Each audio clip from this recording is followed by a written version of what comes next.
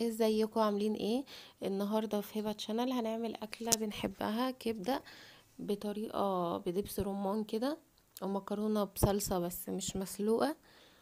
ايه، هنشوف ازاي. دي الكبده اللي انا استخدمتها، ومكرونه الصغيره دي قوي، واستخدمت توم، واستخدمت بصل متقطع كده، وفلفل اصفر وفلفل احمر، وده فلفل اخضر، ودي صلصه وعصير. الفلفل الاخضر في البرطمان ده انا اللي عاملاه، هبقى ممكن اعمله مره معاكم، والصلصه برضو معموله في البيت، نعملها مره وهوريكم شكلهم واحنا بنعمل. اول حاجه انا هبدا اشتغل في الكبده. هي مش بتاخد وقت خالص، يعني تقريبا الاكله كلها على بعضها ما خدتش ربع ساعه. فالحلو بقى ان انتي لو مستعجله، او مثلا كنا في مشوار وراجعين مستعجلين مش لاقيين حاجه نعملها بسرعه، دي مش هتاخد ربع ساعه، تلت ساعه بالكتير قوي يعني، مش هتاخد اكتر من كده.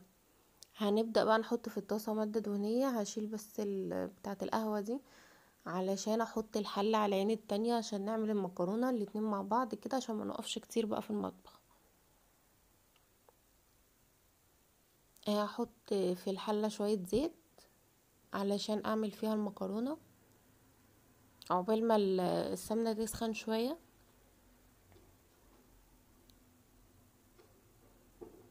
هو انا هعمل كبدة ومكرونة بس، مش هعمل جنبهم حاجة تانية.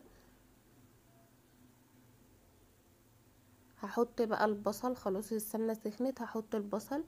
البصل انا مقطعه بالسكينة عادي، مش هتكبة بالشكل ده.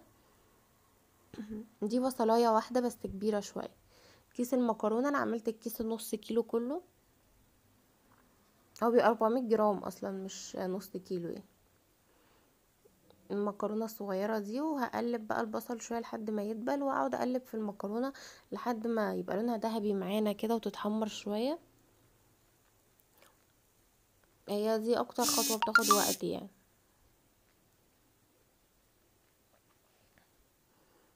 هنزل بقى بالثوم المفروم. الثوم ده مفروم كان عندي في الفريزر، لو ما فيش ممكن نقطع فصوص توم، يعني نجيب 3 فصوص ولا 4 كده، ونقطعهم بالسكينة بس نفرمهم ناعم قوي. هقلب بقى البصل مع التوم كده كويس لحد ما التوم ريحته تبان كده معانا. احط بقى حبة فلفل اسود مجروشين. فالخطوة دي بيبقى حلو ان الفلفل بتبقى ريحته باينة قوي. وهقلب كويس. هي خلاص يعني قدامها دقيقة ولا حاجة وتكون خلاص كده. هجيب بقى الكبدة، هنزل عليها. الكبدة انا مقطعاها صغير بالشكل ده زي ما انتوا شايفينها كده، مش هتاخد معانا وقت في السوا خالص.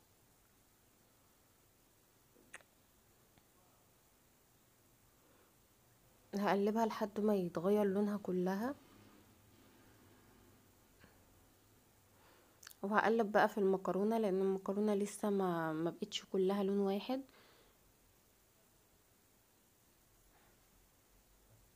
هقعد اقلبها بقى، ما ينفعش اسيبها عشان لو سبتها ممكن تتلسع، يبقوا شوية محمرين وشوية لونهم ابيض، يبقى شكلها مش ظريف. فلازم نفضل واخدين بالنا منها. ده دبس رمان، هحط بقى منه حوالي معلقة او معلقتين كده، يعني زي ما انتوا تحبوا. لو بتحب، انا حطيت حوالي معلقتين عشان بحب طعم دبس الرمان. لو مش بتحبوه قوي ممكن تحطوا معلقة واحدة. هقلبه بقى على طول عشان ما يتحرقش في الطاسة، عشان الكبدة تاخد كل طعم دبس الرمان.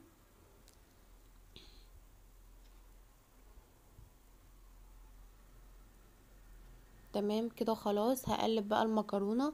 هي خلاص المكرونة قربت معايا، يعني مش فاضلها كتير.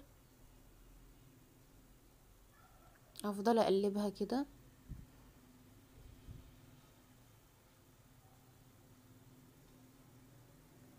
هي تغيير عن المكرونة اللي بصلصة، اللي هي اللي بنسلقها وبنجهز لها الصلصة، فدي تغيير عنها شوية يعني، بنزهق برضو. حطيت بقى للكبدة الملح بفلفل، وهقلبها. الكبدة كده لونها حلو يعني. انا وطيت على الكبدة والمكرونة بقلب فيها اهو. هي خلاص يعني كده.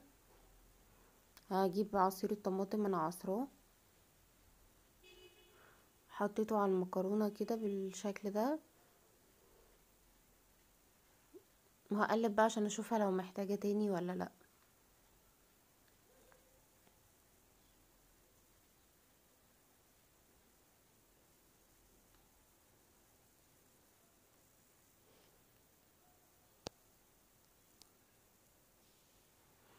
هي محتاجة حبة صغيرين فكملت حبة مية كده صغيرين قوي.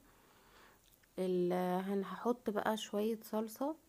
الصلصة اللي انا وريتها لكم دي، ده شكلها في البرطمان، هوريها لكم على المعلقة عشان تبقى اوضح معاكم اهي. دي زي الجاهزة بالظبط، بصوا بتبقى تخينة كده زي الجاهزة، دي معمولة في البيت. انا مش بحب اجيب البرطمان الجاهزة، كنت بجيبها بس بطلت يعني. قلت طالما خلاص هينفع ان احنا نعملها في البيت يبقى نشتريها ليه، دي انضف واحسن، وعلى الاقل انتي غاسله الطماطم بقى وعاملاها بايديكي وعارفه هي معموله ازاي. بقى اللي بره دي احنا ما نعرفش هم عاملين فيها ايه، يعني اكيد مش غاسلين الطماطم طماطمايه طماطمايه يعني. فكل ما بيبقى الحاجه معموله في البيت احلى. هحط بقى هنا الفلفل الالوان. انا عملت اصفر واحمر، بس قلت هحط اخضر من اللي هو الهاليبينو اللي انا عاملاه برضو في البيت، فقلت كفايه احمر واصفر.